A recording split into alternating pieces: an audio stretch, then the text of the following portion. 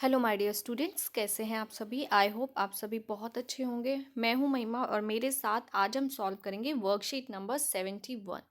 ये worksheet 29 of December 2020 के लिए है। आज हम सोशल साइंस में chapter 3 Nazism in the rise of Hitler revision करने जा रहे हैं। So let's start our today's revision chapter 3 Nazism in the rise of Hitler. Let's start. Passage number 1. Read the following extract and answer the following questions. Do any four. Remember this, do any four. आपको कोई 4 question ही करने हैं। आपको 5 question available हैं but आपको कोई भी 4 question करने हैं। तो रीड द फॉलोइंग एक्सट्रैक्ट। आपको इस पैसेज को रीड करना है। एक्सट्रैक्ट मीन्स होता है पैसेज और आपको आंसर्स देने हैं अकॉर्डिंग टू दिस पैसेज। आपको पैसेज के अकॉर्डिंग ही आंसर करने हैं। चलिए शुरू करते हैं आज का पैसेज। देख लेते हैं क्या दिया है आज के एक्सट्रैक्ट में। ये चैप्टर का एक छोटा सा पार्ट है। First World War left deep imprint on European society and polity. So remember, First World War left, प्रथम विश्व युद्ध के द्वारा, डीप इम्प्रिंट ऑन यानी प्रथम विश्व युद्ध ने यूरोप के ऊपर, यूरोप की सोसाइटी एंड पॉलिटी के ऊपर एक गहरी छाप छोड़ी थी। Soldiers came to be placed above civilians. अब क्या बोला है, soldiers came to be placed above civilians, यानी कि जो सोल्जर्स थे उनको आम मानव, आम जनता के मुकाबले ज़्यादा सम्मान दिया जाने लगा। यानी कि जो सिविलियंस थे उनके कंपैरिजन में सोल्जर्स को, सैनिकों को ज़्यादा सम्मान दिया जाने लगा। पॉलिटिशियंस एंड, जितने भी पॉलिटिशियंस थे, laid great stress on need for man to be aggressive, strong and masculine. ये माना जाने लगा पॉलिटिशियंस के द्वारा स्पेशली, और जितने भी मतलब लोग थे जो पब्लिक के लिए बहुत सारी अनाउंसमेंट करते थे, तो ऐसे पॉलिटिशियंस और जितने भी पब्लिक वर्कर्स थे उनके लिए माना जाने लगा laid great stress on the need for man, कि आदमियों को कैसा होना चाहिए, एग्रेसिव होना चाहिए यानी आक्रामक होना चाहिए, स्ट्रॉन्ग यानी ताकतवर होना चाहिए, एंड मैस्कुलाइन मर्दाना गुणों वाला होना चाहिए। यानी कि पुरुषों को, ऐसा माना जाने लगा जर्मनी में कि पुरुषों को एग्रेसिव, स्ट्रॉन्ग एंड मैस्कुलाइन यानी कि आक्रामक, ताकतवर और मर्दाना गुणों वाला होना चाहिए। The media glorified trench life. जो मीडिया थी वो ग्लोरीफाई कर रही थी ट्रेंच लाइफ, यानी कि जो सैनिकों का जीवन था उसकी महिमा मंडन कर रही थी, यानी तारीफ किया जा रहा था। किसके द्वारा? मीडिया के द्वारा। जर्मन की जो मीडिया थी वो काफ़ी ज़्यादा तारीफ कर रही थी सैनिकों के जीवन की, पर सैनिकों का जीवन किस प्रकार का था, वो किस प्रकार का जीवन निर्वाह कर रहे थे, इसके बारे में कोई नहीं जानता था। द ट्रूथ, जो सच्चाई थी, however, was the soldiers lived miserable lives in the trenches. जो सोल्जर्स थे यानी कि जो सैनिक थे वो बहुत ही माइजरेबल लाइफ स्पेंड कर रहे थे। माइजरेबल मतलब होता है दयनीय, जिन पर दया आ जाए, बहुत ही कष्टदायक।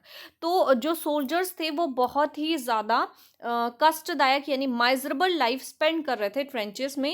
एंड ट्रैप्ड विथ रैट्स, वो कैसी लाइफ स्पेंड करते थे? Trapped with rats feeding on corpse. Corpse क्या होते हैं? मुर्दा, जो मर जाते हैं लोग, जो लाशें होती हैं उनको मुर्दा कहते हैं। तो जो सैनिक थे जर्मन के उस समय वो कैसी लाइफ स्पेंड कर रहे थे? Trapped with rats feeding on corpse, यानी कि ऐसे चूहे जो लाशों को खाया करते थे उनके साथ रहने के लिए मजबूर थे जर्मन के सैनिक उस समय। ठीक है, ऐसे चूहों को जंगली चूहे बोलते हैं। और ऐसे चूहे जो होते हैं वो सब कुछ खा लेते हैं, मरे हुए लोगों को, यानी कि डेड बॉडीज, लाशों को भी खाते हैं। तो लाशों को खाने वाले जो चूहे थे, ऐसे चूहों के साथ भी लाइफ स्पेंड करनी पड़ रही थी। किसको? जर्मन के सोल्जर्स को प्रथम विश्व युद्ध के समय। ठीक है, आगे देख लेते हैं। दे फेस्ड पॉइजनस गैस एंड, उन्होंने क्या फेस किया? पॉइजनस गैस, जहरीली गैस। वहाँ के जो सैनिक थे वो फेस करते थे, यानी कि बहुत तरह की समस्याओं को, यातनाओं को झेलते थे। उनमें से एक था पॉइजनस गैसेस यानी जहरीली गैस। एंड एनिमी शेलिंग, इसके साथ में जो दुश्मनों की शूटिंग थी, यानी कि सामने से दुश्मन भी वार कर रहा है, यहाँ पे रहने के लिए सही से स्पेस नहीं है, जहरीली गैस है, जंगली चूहे कुएं हैं, ऐसे में सैनिकों को रहना पड़ रहा था और दूसरी तरफ मीडिया जो है वो सैनिकों का महिमा मंडन कर रही थी। And witness their rank reduce rapidly. इससे हो क्या रहा था कि धीरे धीरे उनकी जो संख्या थी वो कम हो रही थी। किसकी संख्या? सैनिकों की। कुछ सैनिक मरते जा रहे थे, कुछ वहां से भागते जा रहे थे। तो इस तरीके से सैनिकों की संख्या जो थी वो धीरे धीरे कम हो रही थी, क्योंकि जो बाकी लोग, बाकी सैनिक थे वो अपने सामने अपने दोस्तों को मरते हुए देख रहे थे। उनकी कंडीशन बहुत ज्यादा बुरी थी। Aggressive war propaganda and national honour, क्या बोला गया है? Aggressive war propaganda and national honour occupied center stage in the public sphere, while popular support for grew, conservative dictatorship that had recently come into being। अब क्या कहा गया है कि उस समय एक तो वॉर का टाइम चल रहा था, तो बहुत ही सिचुएशन खराब थी। एंड नेशनल ऑनर ऑक्यूपाइड, इस सिचुएशन में नेशनल ऑनर यानी कि जो पूरे देश के ऊपर शासन करने का मतलब कई तरह के प्रचार प्रसार देश में चल रहे थे। पब्लिक का जो माइंड था वो डाइवर्ट किया जा रहा था अलग अलग तरफ से, और पब्लिक जो थी वो डिक्टेटरशिप की तरफ अट्रैक्ट हो रही थी ऑलरेडी। डिक्टेटरशिप क्या होता है? डिक्टेटरशिप होता है एक ऐसा शासन जहाँ जैसे राजा का शासन राजा करता है, राजा के बाद उसका बेटा शासन करता है, फिर उसका बेटा शासन करता है। तो ये एक तरीके से इस तरह का शासन होता है, वन बाय वन। और तो इस तरीके से क्रूर शासन था, लोकतंत्र का प्रचार चल रहा था, पर जर्मन की जनता लोकतंत्र पर विश्वास नहीं कर पा रही थी। उसका कारण ये था कि लोकतंत्र के बारे में पहले किसी को कुछ पता ही नहीं था, लोकतंत्र बिल्कुल नया नया आया था, इसलिए कोई लोकतंत्र पर विश्वास नहीं कर पा रहा था। तो उस समय जो डिक्टेटरशिप के लिए नए नए लोग आ रहे थे अपना प्रचार प्रसार करने के लिए, उनमें से एक हिटलर भी था जो नाजी पार्टी का लीडर था। ठीक है, तो लोग उसकी तरफ अट्रैक्ट कर रहे थे। And recently come into being, democracy was indeed a young, जो डेमोक्रेसी है वो उस वक्त क्या थी? Indeed a young and fragile idea which could not survive. जो डेमोक्रेसी थी वो वहाँ पे क्यों सर्वाइव नहीं कर पा रही थी? क्योंकि यहाँ पे फर्स्ट वर्ल्ड वॉर चल रहा था, फर्स्ट वर्ल्ड वॉर खत्म हुआ, सेकेंड वर्ल्ड वॉर स्टार्ट हो गया, और ये वॉर के बीच में देश में क्या था? वर्ल्ड में फर्स्ट वर्ल्ड वॉर चल रहा था, साथ में जर्मन में आपस में भी मतलब समस्याएं चल रही थी।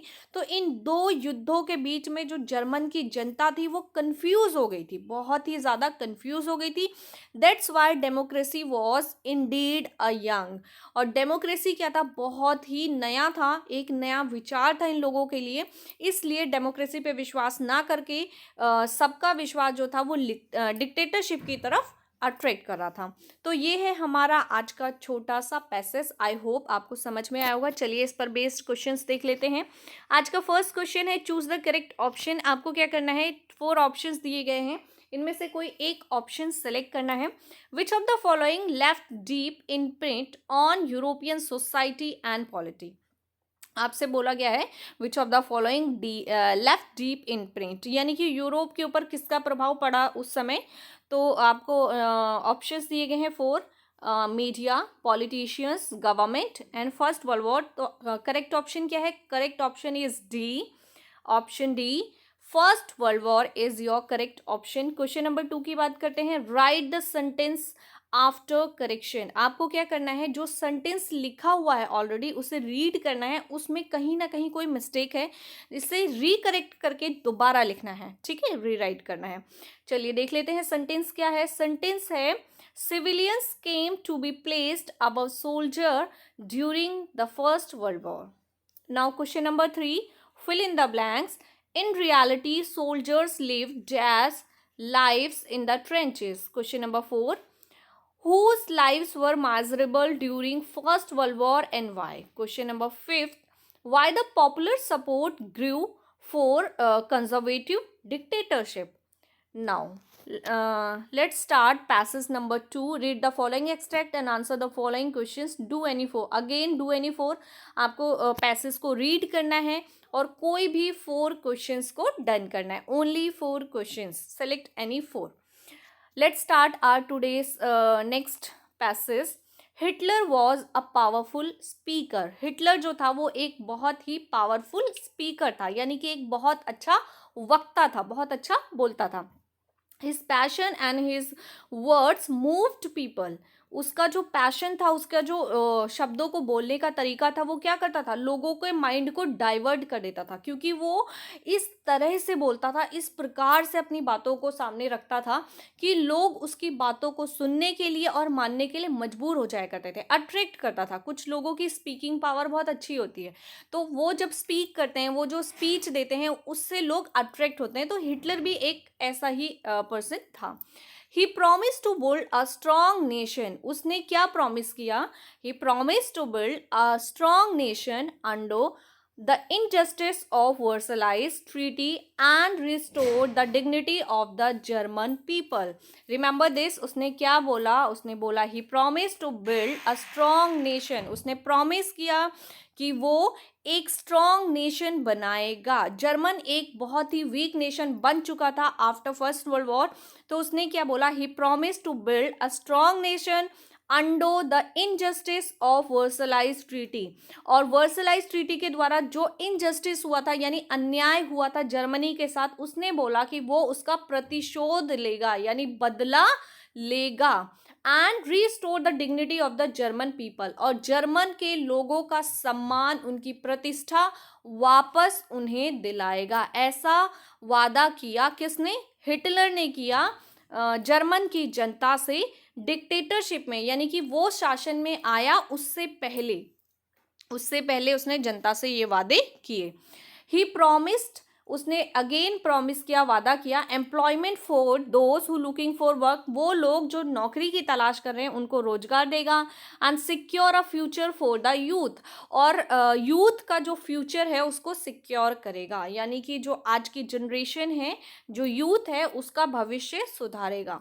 ही promise to weed out all foreign influences and rest. उसने क्या बोला? He promise to weed out all foreign influences and restore the foreign। उसने साथ में ये भी बोला कि जितनी भी विदेश नीतियां बनाई गई हैं फॉरेन के खिलाफ, वो उन सभी के ऊपर काम करेगा, ये भी वादा किया। Hitler devised a new style of politics. Hitler ने एक नए प्रकार की राजनीति की खोज की, एक नए प्रकार की राजनीति को स्थापित किया। He understood the significance of rituals and spectacles in mass mobilisation. वो जो था हिटलर जो था, वो इस चीज़ को जानता था कि जो लोगों के रिचुअल्स होते हैं और उनके जो स्पेक्चुअल्स होते हैं, मतलब एक कारण होता है लोगों का एक जगह पे स्टे करने का, एक जगह पे रहने का, तो वो कारण क्यों और कैसे प्रभावित करता है लोगों को, ये चीज़ें और किस प्रकार से उसके ऊपर टारगेट करना है ताकि जनता को अपनी तरफ आकर्षित किया जा सके, ये सभी बातें हिटलर बहुत अच्छे से जानता था। Nazis held. नाजी कौन थी? नाजी एक पार्टी थी जिसका लीडर हिटलर था। तो Nazis held massive rallies and public. Nazi जो थे वो क्या कर रहे थे? मैसिव रैलीज कर रहे थे, यानी कि बहुत बड़ी बड़ी रैलीज कर रहे थे। तो Nazis held massive rallies and public meetings to demonstrate the support for Hitler. तो नाजीज जो थे वो बड़ी बड़ी रैलीज कर रहे थे ताकि वो पब्लिक को सपोर्ट कर सकें और पब्लिक को डाइवर्ट कर सकें, उनके माइंड को डाइवर्ट कर सकें और हिटलर की तरफ अट्रैक्ट कर सकें। इसलिए वो क्या कर रहे थे? बड़ी बड़ी रैलीज कर रहे थे, जनता को अपनी ओर आकर्षित करने के लिए पब्लिक मीटिंग्स की जा रही थी।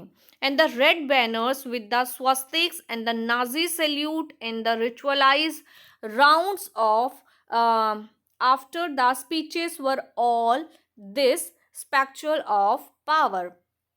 तो इस तरीके से जो रेड बैनर लगाए गए थे जिसपे स्वस्तिक का साइन था, जो नाजी सैल्यूट था, रिचुअलाइज राउंड ऑफ, इस तरीके से ऐसी क्लैपिंग की जा रही थी, एक डिफरेंट अंदाज में, एक अलग अंदाज में तालियों की गड़गड़ाहट क्रिएट की जा रही थी। ये सभी जो था वो क्या था? स्पेक्चुअल ऑफ पावर, यानी कि स्पेक्चुअल ऑफ पावर का एक पार्ट था। तो ये है हमारा आज का सेकेंड एक्सट्रैक्ट जो कि कंप्लीट हो गया है। चलिए इस पर बेस्ड क्वेश्चंस देख लेते हैं। इस पर बेस्ड क्वेश्चन है question number 1, fill in the blanks. Hitler devised a new style for dash. Question number 2, state true और फॉल्स, आपको सही और गलत बताना है। Hitler was not a powerful speaker, your answer. Question number 3, Which measures did Nazis adopt to demonstrate the support for Hitler? Question number 4. Rewrite correctly. आपको sentence दिया हुआ है, इसमें कुछ मिस्टेक है, आपने उस मिस्टेक को करेक्ट करना है एंड अगेन इसको रीराइट करना है.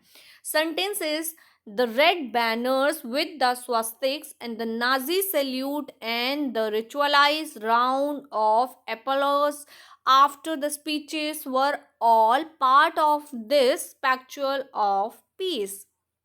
Question number 5. Which promises Hitler used to make in his speeches? So that's your questions. I hope all these questions are completed. Now let's start our answer. Before starting our answer, see COVID appropriate behavior CAB message to stay safe in the fight against COVID-19 wear a mask. आप सभी लोगों को कहीं भी जाने से पहले mask ज़रूर पहनना है. अपने अपने परिवार को और अपने समाज को सुरक्षित रखना है. यदि आप स्वस्थ हैं तो आपका परिवार स्वस्थ है, और यदि आप और आपका परिवार स्वस्थ है तो आप समाज को भी स्वस्थ रख सकते हैं. तो आपको सबसे पहले शुरुआत अपने आप से करनी है और कहीं भी जाने से पहले मास्क ज़रूर पहनना है. To stay safe in the fight against कोविड-19 वियर अ मास्क. चलिए शुरू करते हैं इन सभी क्वेश्चंस के answers. So today's first question is choose the correct option. Question number 1. Which of the following left deep imprint on European society and polity? Answer is the First World War. Question number 2. Rewrite the sentence after correction. Civilians came to be placed above soldier during the First World War. Answer is soldiers came to be placed, not civilians. Soldiers came to be placed above civilians during the First World War. Question number 3. In reality, soldiers lived miserable lives in the trenches. Question number 4. Whose lives were miserable during First World War and why? So, soldiers were lived miserable lives during First World War because they lived among rats, eating crops and poisonous gases. Question number 5. Why the popular support grew for conservative dictatorships? Answer is the conservative dictator was receiving widespread public support because democracy was a new and a very fragile idea at that time. So let's start question number 1 again. For second passage, fill in the blanks. Hitler devised a new style of politics. Answer is politics. Question number 2. State true or false. Hitler was not a powerful speaker. Your answer is false. No, it's false. Question number 3. Which measures did Nazis adopt to demonstrate the support for Hitler? Answer is Nazis held massive rallies and public meetings to demonstrate the support for Hitler. So, question number 4 is rewrite correctly. The red banners with swastiks and the Nazi salute and the ritualized round of applause after the speeches were all part of this spectacle of peace. So, answer is red banners with swastiks and the Nazi salute and the ritualized round of applause after the speeches were all part of this spectral of power, not a piece. So this is your question number 4 is completed. Now let's start question number 5. Which promises Hitler used to make in his speeches? Answer is he promised employment for those who looking for work and a secure future for the youth. So your all question and answers done.